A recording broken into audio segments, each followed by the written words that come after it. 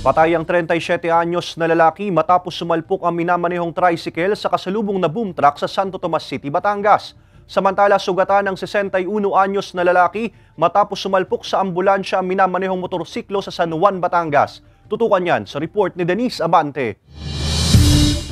Nasawi ang 37 anyos na lalaki matapos bumangga sa kasalubong na boom truck ang minamaneho nitong tricycle alas 6 ng umaga kahapon sa bypass road na sakop ng Barangay Santa Cruz, Santo Tomas City, Batangas.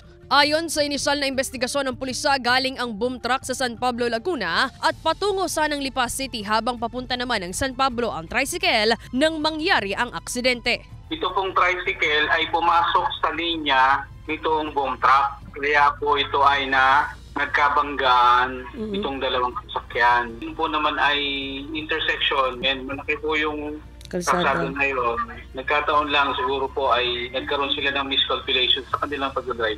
Nagtamo ng matitinding sugat sa iba't ibang bahagi ng katawan ang biktima. Nadala pa raw sa pagamutan ng driver ng tricycle sa Lipa City ngunit kalaunay nasawi rin. Sugatan naman ang kasama nitong security na nakasakay sa kanyang likuran. Ayon sa pulisya, nagkaroon na ng pag-uusap ang driver ng truck at kaanak ng nasawi. Paulit-ulit namang paalala ng pulisya sa mga motorista. Palagi po tayong aware sa lahat ng bagay, pati po sa ating mga kasalubong at kasabay na sasakyan. Huwag po tayong magmadali. Sinisika pa ng GMA Regional TV Balitang Southern Tagalog na makuhanan ng pahayag ang kaanak ng nasawing biktima, gayon din ang iba pang sangkot sa aksidente.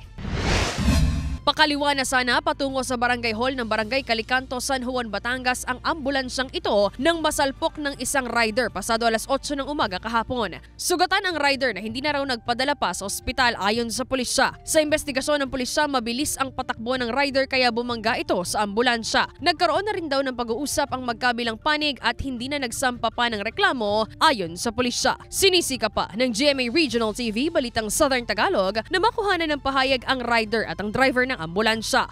Denise Abante, Balitang Southern Tagalog.